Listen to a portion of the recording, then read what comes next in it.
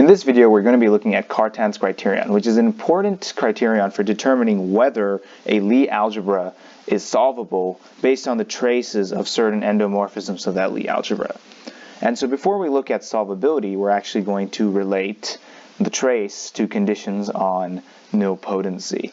And from that, we can deduce results about solvability. So with that being said, let's take a look at the following lemma. So let A and B be two subspaces of GL of V, where V is a finite dimensional vector space over an algebraically closed field of characteristic 0. For the rest of this video, we're going to assume that the fields over which we work, unless otherwise stated, are of characteristic 0 and algebraically closed.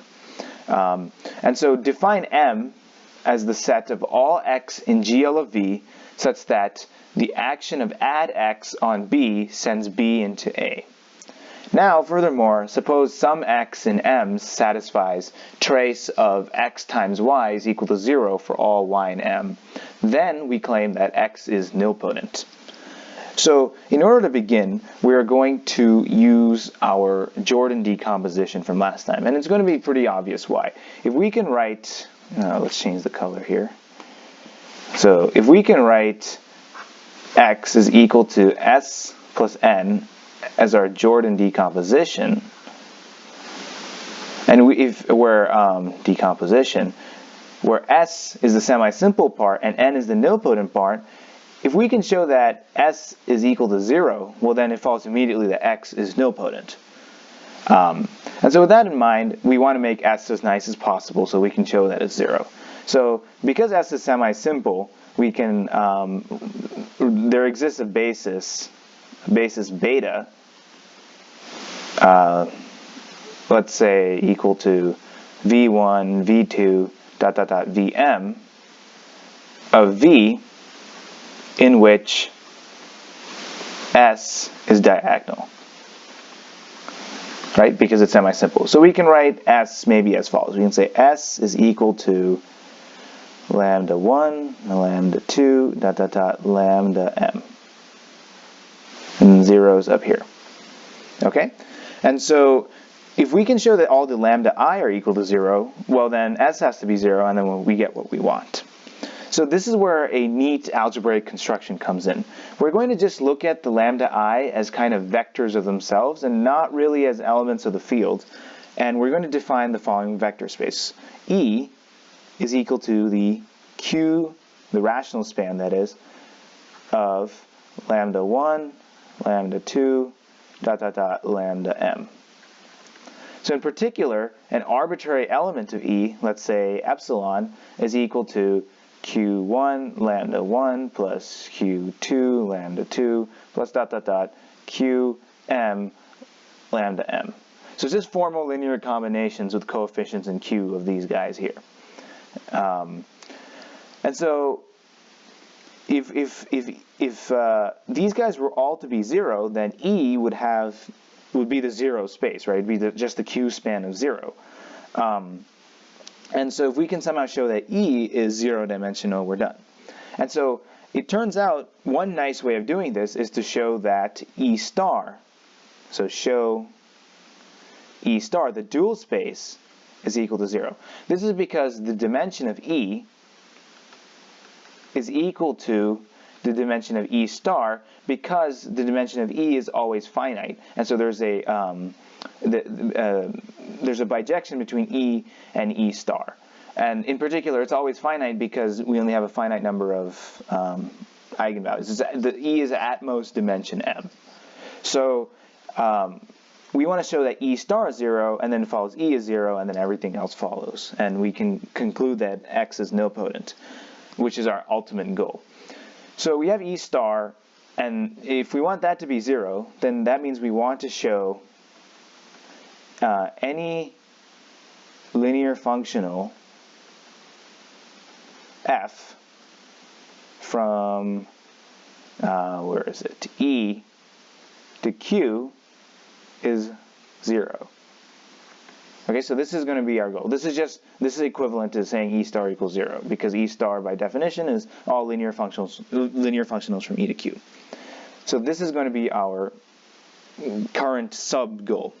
And so let's fix an arbitrary element of E star. So we'll say fix F element of E star. Our goal is to show that F is 0. Okay, so we're going to consider the following matrix, right? Y is equal to F of lambda 1, F of lambda 2, dot, dot, dot, F of lambda m, with zeros up here. So it's just a diagonal matrix, and recall that S, or the semi-simple part of X, was lambda 1, lambda 2, dot, dot, dot, lambda m. Okay? So we kind of just took F and applied it to every element of S. And so I guess our sub goal is to show that Y is an element of M. So we can actually work with the additional property we're given, which is the trace of X times any element in M is equal to 0. So we want to show that Y is an element of M, and so in order to do that, we want to show that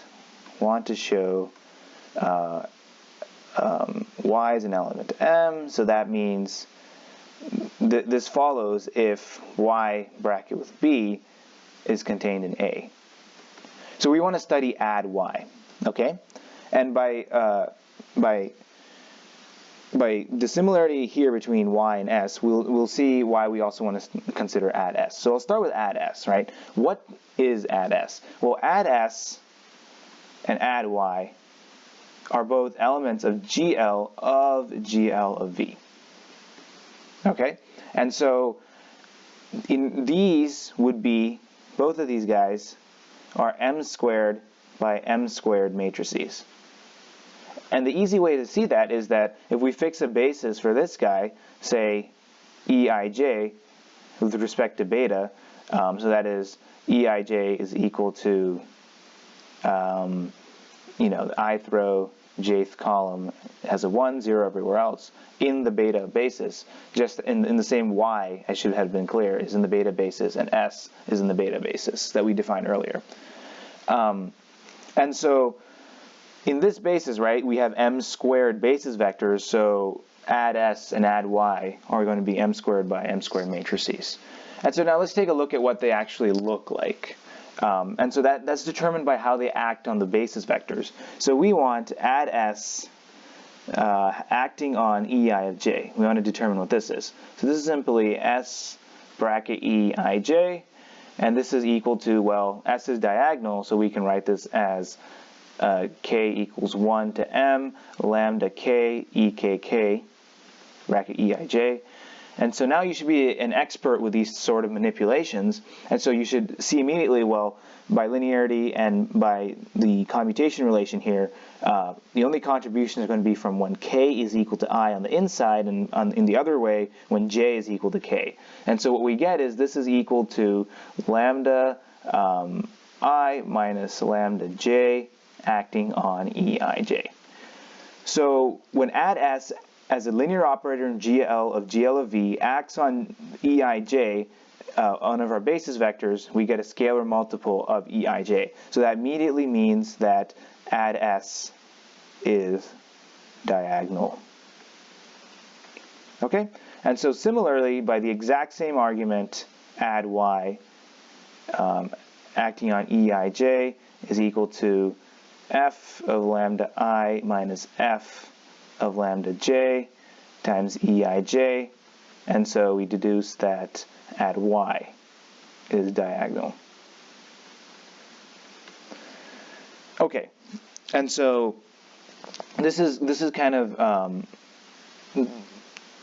I guess useful information, right? We have a sense of what add Y and add S look like. We know exactly what they look like, actually. They just have this f of lambda I minus f of lambda j running along the diagonal in this basis that we picked.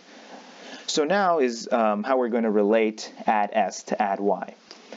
And so this is kind of like another step here. And it will be all clear how this relates back to showing that f is our linear functional is going to be 0. It seems kind of convoluted, but we'll get there.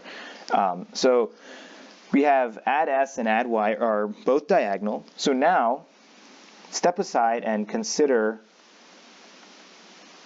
the polynomial ring f of t, right? So f is our field, and consider the constraints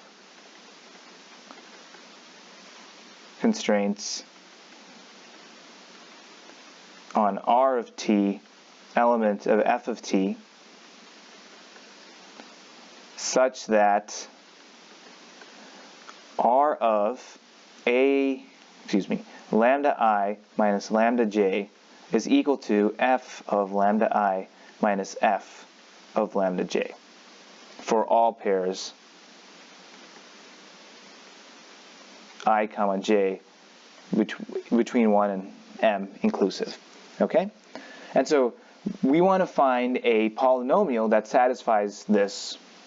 So when we stuff in lambda of I minus lambda of j, which is an element of our field, we should get the rational number f of lambda I minus f of lambda j. And so there's two questions we have to consider. First of all, are these constraints even well defined? Are constraints well defined?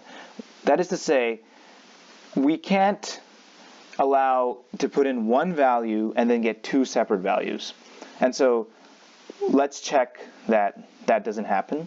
And so suppose we had two pairs, lambda of I minus lambda of j is equal to lambda of k minus lambda l, right? So the pairs would be I comma j and k comma l. So then we have that R of lambda of I minus of lambda of j should equal R of lambda of k minus lambda of l, based on this criterion. So this is equal to f of lambda of I minus f of lambda of j. And so the critical step is to observe that this is a linear functional, so we can write this as f of lambda of I minus lambda of j. And then things kind of follow naturally from here. So it's lambda of k minus lambda of l by our assumption. And then it's a linear functional, so we can split it up again as lambda of k minus f of lambda of l. And of course, by the constraint, this is equal to lambda of k minus lambda of l with r applied to it. So the constraints are well defined. There's no conflicting constraint, that is to say. So this is good. Then the second constraint we want to check is 2. Are there polynomials that satisfy this? Do such R exist? We're not making any claim about uniqueness. And so the simple answer is yes. And we can use a polynomial interpolation. In particular, the book says Lagrange interpolation. And so that's just simply a way of fitting a polynomial to a bunch of points, right? And that's almost always possible, provided our constraints are well defined. And so I'll leave the argument for that for a numerical methods class. And you've probably done it, especially if you've done some sort of a math counts problem, or even in basic, in your early algebra class in high school or middle school. And so such an R exists. So we can find an R such that lambda of I minus lambda of j is equal to f of lambda of I minus f of lambda of j for all pairs. So I want to take a step back and I want to look at add s and add y. Add s is a matrix with lambda of I minus lambda of j along the diagonals, and add y is a matrix with f of lambda of I minus f of lambda of j along the diagonal. So what that means is, based on this existence of this polynomial, is that because they're both diagonal matrices, that's what makes this a somewhat obvious claim, is that add y is equal to f, or not f, r of add s. So we take add s and stuff it into r, our polynomial, and we get add y, which is nice. And in particular, when I is equal to j, we have, so when I equals j, we have r of 0 is equal to 0. So there's no constant term, And so this will be important because what can we say about x? Well, x bracket b, right? So actually I want to write it this way. Add x acting on b is contained in a. Well, by Jordan decomposition, right, add S is the Jordan decomposition. It's the semi-simple part of add X. And so it's a polynomial in add X. So we can say add S is equal to, say, T of add X. And so that means add T, not T, add S acting on B is contained in A. Okay? And so because R of T is a polynomial, so Y is a polynomial out of X, by composing R and T, we now deduce that add Y acting on B is contained in A. Okay, and then that's because there's no constant term. T has no constant term, R has no constant term. The T has no constant term is a part of the Jordan decomposition theorem. And so what this means is that Y is an element of M. So we had this entire convoluted way.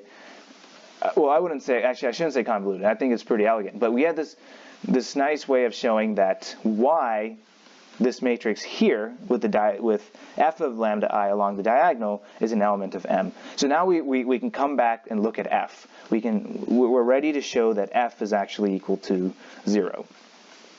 So that's basically the whole point of this entire construction. So Y is an element of M, and so now we can use the fact that trace of X times any element, so by hypothesis,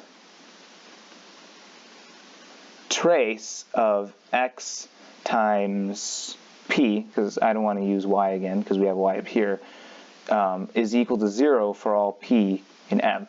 So in particular, trace of X, Y is equal to 0. Or let's write it this way. 0 is equal to the trace of X, Y. And so we know that this is equal to S plus N times Y, like this. And so this is by linearity, Sy plus trace of Ny. And then the N, right, in this base is going to have zeros along the diagonal. And because Y is diagonal, we realize that the matrix N times Y has trace 0. And so this guy is gone. And so we're left with 0 is equal to the trace of Sy, okay? And so this is 0 in our field F. And so in particular, we know what S looks like, right? S contains the lambda I along the diagonal, and Y contains f of lambda I along the diagonal. So this means that, just by inspection, lambda I times f of lambda I, like this, is equal to 0. But if you look back closely, right, this thing here is also an element of E, just by our construction of E, right? We have some rational number, f of lambda I, times our vector, lambda I, is equal to 0. Okay? So that means, because this is an element of E, we can actually apply f to it. So if we apply f to both sides, we get 0, because f of 0 is going to be 0, this is a linear functional, is equal to, so by linearity, f of lambda I squared. Okay, so apply f, and we get 0 is equal to the sum of f of lambda I squared. But remember that each f of lambda I is a rational number. So we have the sum of the squares of a bunch of rational numbers, which means, since they give 0, each one has to be 0. So we deduce that f of lambda I is equal to 0 for all lambda I. And furthermore, f was arbitrary, so this is for all f. Okay? So we conclude that the only thing f is doing is sending everything to 0 by linearity, and by the fact this is true for any arbitrary f.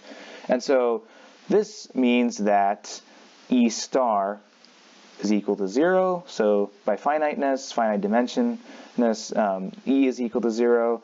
And so this means the lambda i's are equal to 0. So S equals 0. And so X is nilpotent. So we have shown the lemma, and so we can conclude with that little beautiful box. So that's that. And so this is really the grunt work of showing Cartan's criterion. And before we actually prove that, we need a small elementary result. So we've shown the lemma, and so now we need a small result. So this is just a really simple observation. If you consider any three arbitrary elements of GL of V, let's say x, y, and z, observe the following. Trace of the bracket of x with y times z is equal to the trace of xyz minus yxz by definition, which is equal to trace of xyz minus trace of yxz by linearity. And now we're going to use our trace property that we frequently use, so we can swap these guys cyclically, and so we get this equal to trace of xyz minus trace of swapping them xzy. And then we put it back together, and we get x times the bracket of yz. Okay, so this is this interesting property where we can kind of move the bracket over. And so this will be important in showing Cartan's criterion, which I will finally show to you, wherever it is, somewhere up here. Okay. So let L be a subalgebra of GL of V, where V is a finite dimensional vector space over, once again, an algebraically closed field of characteristic 0. Now, suppose trace of xy equals 0 for all x in L bracket L and for all y in L. If this is true, then L is solvable.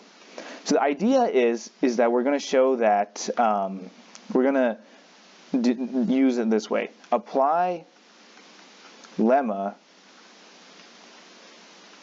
to arbitrary x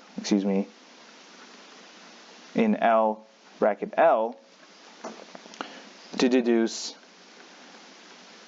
x is nilpotent, right? That's what our we're going to choose A and B in lemma wisely, so we can deduce that any x in L bracket L is nilpotent. So then apply Engel's theorem. Apply Engel's theorem to deduce that L bracket L is a nilpotent Lie algebra. Then we apply Lie's theorem, as in the last, or earlier in chapter 4, we can deduce that L is solvable, right? Because if your derived algebra is nilpotent, then you are solvable. So this is the informal layout of the proof. And so we want to show, so really this is what we really need to do, and then everything else should be old territory.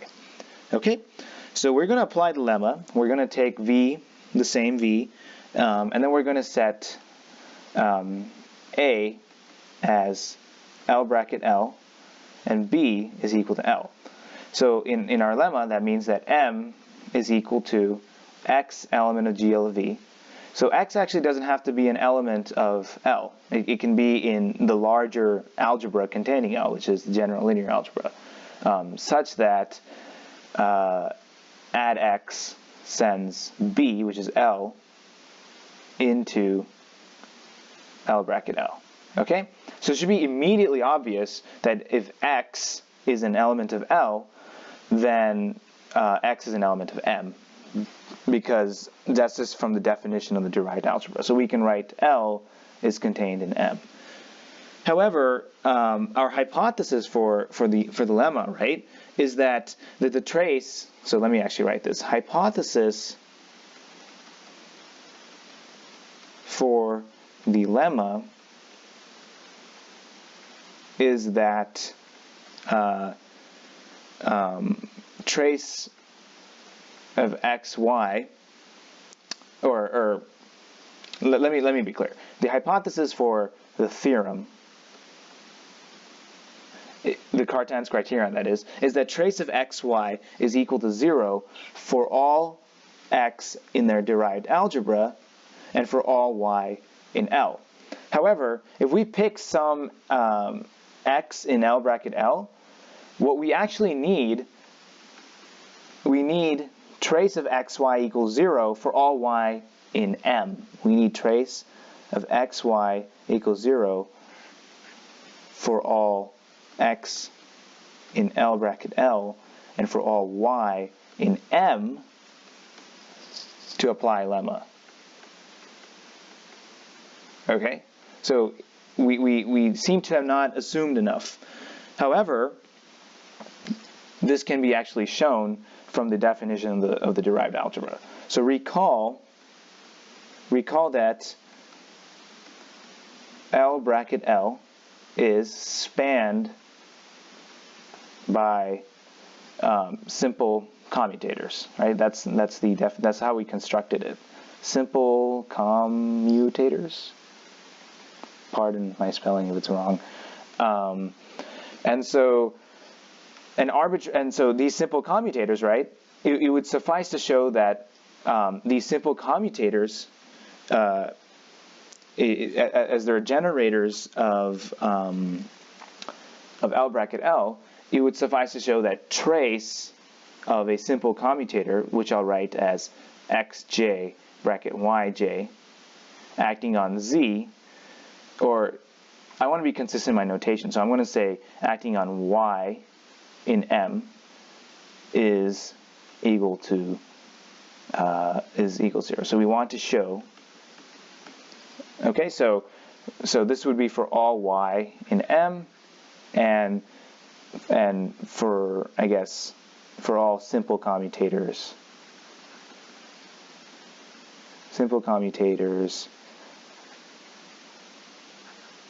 xj bracket yj in L bracket L, right? Because then by linearity it would follow that this would be true for any vector x in L bracket L, because it would just be a linear combination. I'll write that. So x would be some linear combination of these guys, xj, or let's say let's use the index j, xj yj over summing over some j. Okay, and so I've been tried. The book actually isn't consistent with the notation, so I'm trying to be consistent here. And so what we have, though, this thing here, right, is equal to trace of xj times yj bracket y. Okay? However, this thing, right, is an element of our derived algebra, and so by our assumption up here, right, let's come back, where are we? Trace of xy equals 0, and so we're also implicitly assuming that this thing, by the trace property that we used earlier, this is actually equal to yj bracket y times xj. And so by our assumption, this is equal to 0. So this might seem a little bit messy, I guess, but all we're doing. Well, actually, so let me finish what we're saying. So we have this is equal to 0, and so that means that this thing here, we showed that this is equal to 0, and so we deduce that y is an we deduce that any arbitrary x is nilpotent. So we deduce all x elements of L bracket L are nilpotent. So it follows L is solvable. So I feel like maybe I'm being a little bit ambiguous here. And so what we're doing basically is we're trying to show that all the x in L bracket L in our derived algebra are nilpotent. Okay? But we can't apply the lemma right away based on our hypothesis, because our hypothesis says that x times y is equal to 0 for all x in L bracket L and for all y in L, not for all y in M, which is what we need to apply the lemma. However, with this trace manipulation, we can actually show it's true for all y in M by looking at simple commutators. And so that's the idea there. All right, so that shows this result. And so I want to restate it because Cartan's criterion is a very important result in our study of Lie algebras. And so we have trace of xy equals 0 for all x in L bracket L, and for all y in L, then L is solvable. All right, moving on. We have a corollary, which is a bit more useful because we're not always working with a general linear algebra or one of its subalgebras. And so suppose for all x in L bracket L and for all y in L, where L is not necessarily a subalgebra of GL of V, it's just some Lie algebra over an algebraically closed field of characteristic 0, we have trace of add x, add y is equal to 0. So in this case, add x and add y are operators in GL of L, so they can be represented as a matrix. Then L is solvable. And so this is pretty easy to see, okay? We simply just apply our theorem, apply Cartan's criterion to add L, okay? Because add L is a subalgebra of GL of L, so we satisfy the first requirement. L is finite dimensional, which I didn't explicitly state, but that's something we are assuming. And then we're assuming that trace of xy equals 0 for all x, y element of add L, right? Excuse me. For all. So let me be a bit more clear here. Actually, I don't want to use this notation. So we're saying add L is contained in GL of L. And this statement here, for all x in L bracket L and for all y in L, we're saying add x and add y is equal to 0. But we know that add L bracket add L is equal to add L bracket L, like that. And so that's why we actually see this thing here, trace of add x add y equals 0, implies, along with the fact that add L is contained in GL of L, that add L is solvable by by Cartan's criterion. So add L is solvable, okay, by applying the criterion. And so we apply the first isomorphism theorem, and we have that L mod the kernel of add is isomorphic to the image of add, which is add L. However, the kernel of add is simply the center, is equal to the center of L, which is abelian, and so it is solvable. Okay, so we have this guy is solvable, this guy is solvable, and so by one of our earlier results in chapter 3, this implies that L is solvable. And so we're done. Right, because that's what we wanted to show. Yeah, and so that concludes our derivations of criterions on for solvability. I have an additional set of notes in the description by MIT that kind of explains that looser conditions on the field and maybe some slight motivation, so the interested viewer can check that out. And this should conclude section 4. Some problems I recommend in the book are problem 3, which kind of shows an interesting counterexample with what happens when your field doesn't have appropriate conditions. And then just some elementary results that stress the theorems that we looked at are 5, 6, 7, and maybe 8. I don't think 8's that great. So so those are some problems to consider, and that will conclude this video. Thank you for watching.